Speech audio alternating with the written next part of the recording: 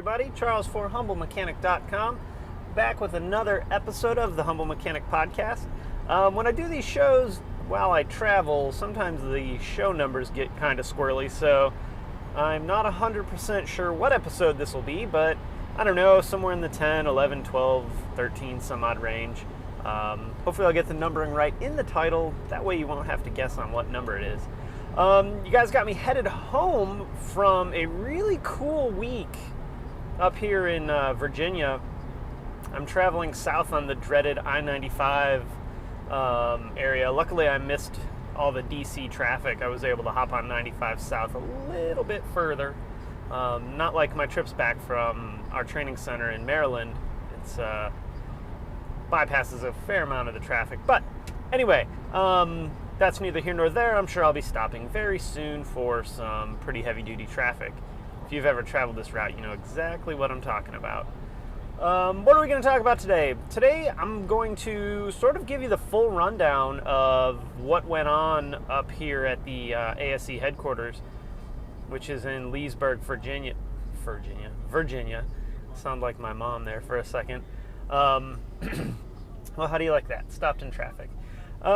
So I kind of want to walk you guys through the process of what happens and how this whole writing A.S.E tests work. I did a video, well, it probably would have been last week. This video is probably going to drop on either Sunday or Monday.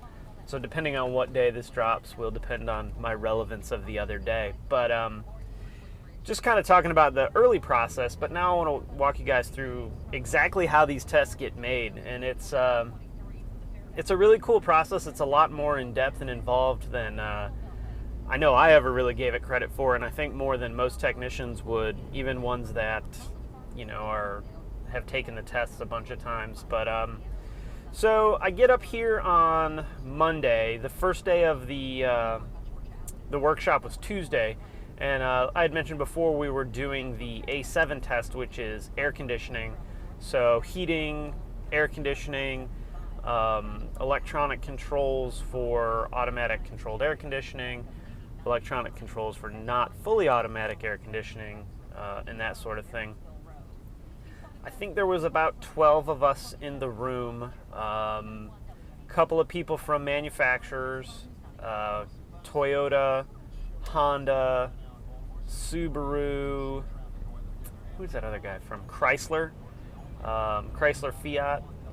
They were all there, as well as some aftermarket company folks from Gates and Max, and a couple local, semi-local guys, an instructor at one of the local colleges or training centers. I don't recall all the information. And then a couple guys like me that are just techs turning wrenches every day, which is kind of cool. It's neat. So we sit in this room and basically we go over what's called the task list. And the task list is basically just that. It's a list of things that a technician's expected to know and would need to know in order to be successful on these tests. So day one, we hammer through that. That was actually pretty fun and engaging. I had a good time with that. You know, nitpicking what we're doing, what we're talking about, defining certain things, trying to be as generic and open as possible. The term they used, if we think about what we're doing on the test, is a 30,000 foot view of subject matter. So it's big, broad range of subject matter. Day two, we come back. A.S.E took us out for a really rockin' dinner, which was cool. Day two, we come back and we actually write test questions. And these questions come from basically any type of automotive documentation or experience, or you know, whatever that the pool of us have access to. So a lot of my stuff came from like Rutan wiring diagrams or technical service bulletins, or you know, just some experience that I've had. And I'll tell you, it's tough. It's tough as a dealer tech because we live in such a narrow band of the automotive world that it's hard to write questions that aren't 100% based in the world that I live in. So, you know, I feel like if it were a Volkswagen thing, I might have had a little bit more success. But the truth is, guys, writing test questions that aren't, ridiculously hard to where, you'd have to be a really high-level technician to work the problem out, or almost like a gimme easy answer is tough. It's really tough. But so anyway, we spend the morning writing questions. They give you a sort of a worksheet to work on, and an outline of what they want the question to look like. There's a few things that the question has to have in it. A lot of terms to avoid, like what's the best answer, or something may be this or may be that. We had to be very definitive in both the question that we ask and the answers that we give, because you obviously don't want two correct answers unless it's one of those Tech A, Tech B type questions. But so we spend the morning writing questions, which is, again, very, very challenging, at least for me. And I think everybody was kind of struggling getting their foothold, so to say. There was a few people that had been there before, so they knew kind of the protocol. But I know for me, it was very challenging. It was very much outside of my comfort zone, in a good way. That I think that was a good thing for me. But so after we write all the questions, they enter them in, they print them out. The gal that does that must type like 1.5 million words a minute. But they print out the booklet of all the questions that we wrote. I think it was like 25 questions. And then as a group, we go over them. We put them up on the board and read the question, dissect the verbiage of the question, dissect the answers of the question, and make sure that, one, what the question's asking is clear. You really can't leave anything open to accurate interpretation. The only interpretation you can leave a question open to is inaccurate interpretation. But it has to be clear, concise. They probably use another C just for the sake of having 3 C's. But it has to be very clear, very concise. Obviously, one correct answer, unless you're a Tech A, Tech B type question. For those of you that don't know, the way a Tech A, Tech B type question would read would be something like, Technician A says that the thermostat is an important part of the cooling system, and then Tech B might say an inoperative cooling fan can cause an air conditioning problem. Who's right? So the answers would be Technician A would be right, Technician B would be right, both of them are right, or neither of them are right. Which, quick tip, I found out when you're taking these tests, Tech A and Tech B don't argue. So just a little hint for sort of dissecting the test a little bit. But so we write these questions, we review these questions. The good questions get, starred. The bad questions almost basically get kicked out. And that's step 1. So we go through that. That was pretty much all day yesterday, I think. I did a little bit better after lunch, after I sort of figured out what I wanted to do. It's hard working in the Volkswagen world, especially in a wiring diagram situation, because you need to fit it all in, one little square. And if you've ever looked at a Volkswagen wiring diagram, we don't have a whole lot that comes in one little square segments. A lot of it's multiple pages, multiple connections, and I thought some of that would be a disadvantage for somebody that wasn't familiar with reading German wiring diagrams. But so that wrapped up that day. Again, it was mostly all that all day. We come back in, and that would be this morning. What the hell day is today? Today's Thursday, the 23rd of October. So we came back in today, wrote more test questions, went back through and went over the test questions, really spent like 10 minutes a question going over the answer, going over how it sounds, what information is important. Does the question need more information? Does the question need less information? Are you throwing, information that can be interpreted inaccurately into a question they will put information that you may not need in the question, but it's, you can't have the question contradicting itself almost, just like the Tech A, Tech B won't ever argue.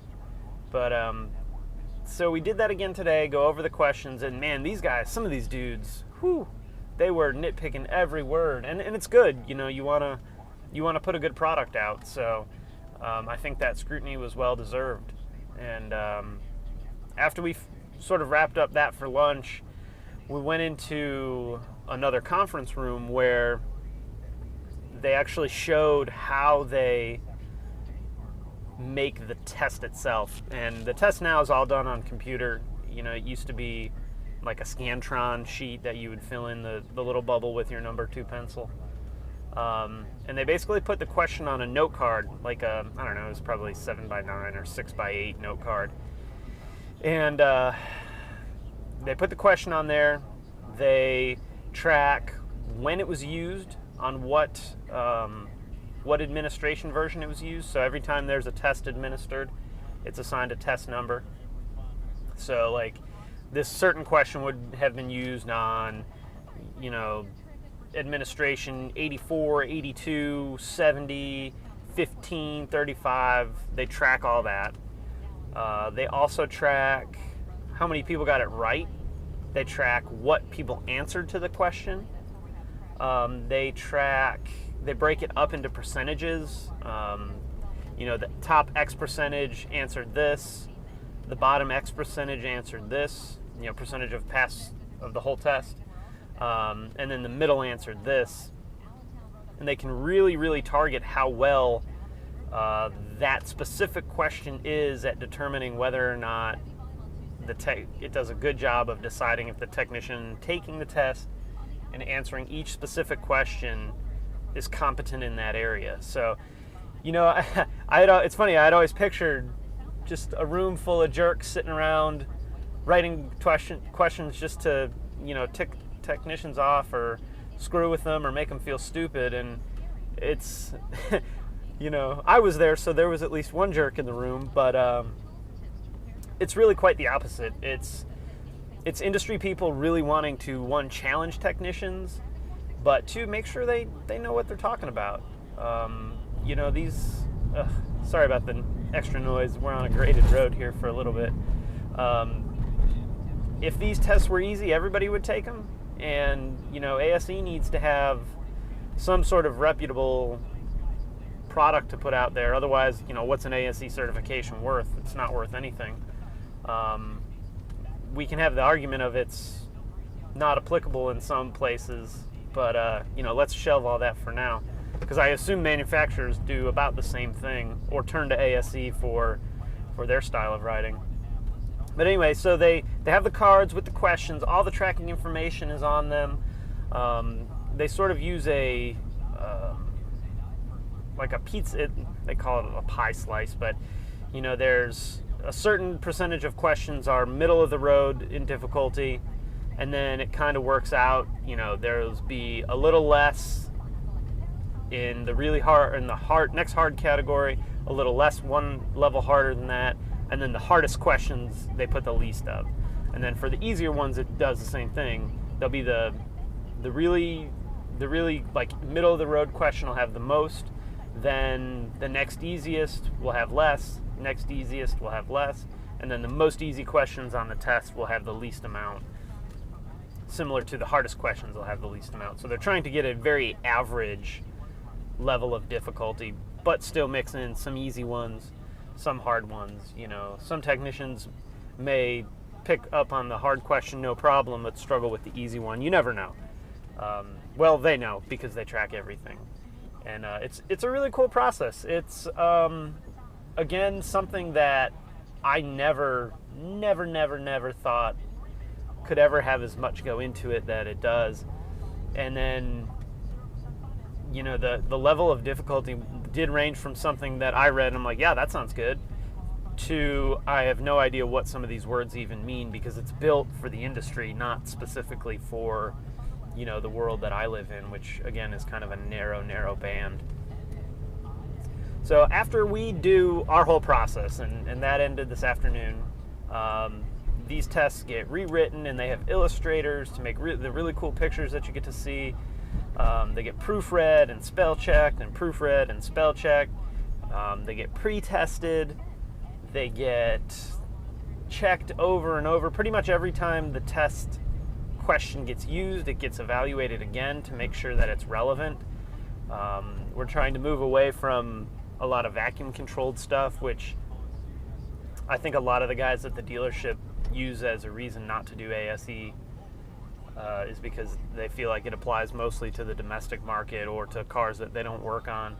You know, the oldest car we commonly see in the dealership now is, gosh, 05, maybe 06. You know, 10 to 12 years old is about the normal average. So we don't see a ton of old stuff. So, like on Volkswagen tests, asking things about air-cooled stuff is completely irrelevant because, you know, the only air-cooled that I've ever seen, other than one at my dealership, was things that came off, you know, from the showroom that we worked on.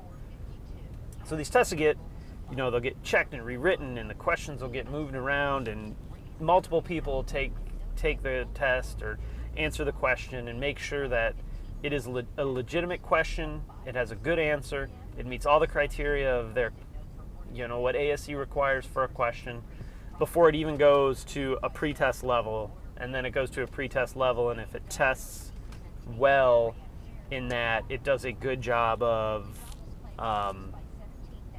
determining whether the technician knows that particular task, then it makes it onto the A.S.E test, which is pretty cool. You know, it's cool to think that a question that I wrote might wind up on a A.S.E test in a few years, because this process takes a while. So anyway, guys, if you have ever wondered exactly how an A.S.E test get written, now you know. They're written by people in the industry, not just a room full of jerks trying to make your life miserable. So I'm going to go ahead and wrap up there. I probably got time for one more video before the sun sets, and as you can see, the traffic is nice and slow, so it's not causing me a whole lot of headache, which is cool. But as always, thanks for watching. If you guys have any questions, post them in the comments section below. I think this video is going to drop Monday or Sunday, like I said. This week's output of content is going to be kind of weird. On Wednesday, I'm traveling to Austin for a car race, which is awesome. Get to hang out with some of my buddies that I hung out with in Houston over the summer. So that'll be ultra fun. And yeah, so that might make content a little bit weird, but I'll get some stuff out for you guys, and hopefully I can get a ton of stuff from the Austin trip. I'm trying to score a sit down with Eric the Car Guy, so if you're an Eric the Car Guy fan, stay tuned for that. He's an awesome dude. I consider him a buddy, and that'll be fun. Same thing with Jason from Engineering Explained. If you guys ever wanted to know anything about how a car works, that's your dude. Chris will be up there, my buddy from A.S.E, so hopefully I can get a few minutes with him and maybe talk to him about, you know, some of the things that he sees at A.S.E that could help you guys out. But anyway, it's been Charles for HumbleMechanic.com. Don't forget to subscribe on the YouTube channel, and hey, throw me a thumbs up. Hope you guys enjoyed, and I will talk to you next time.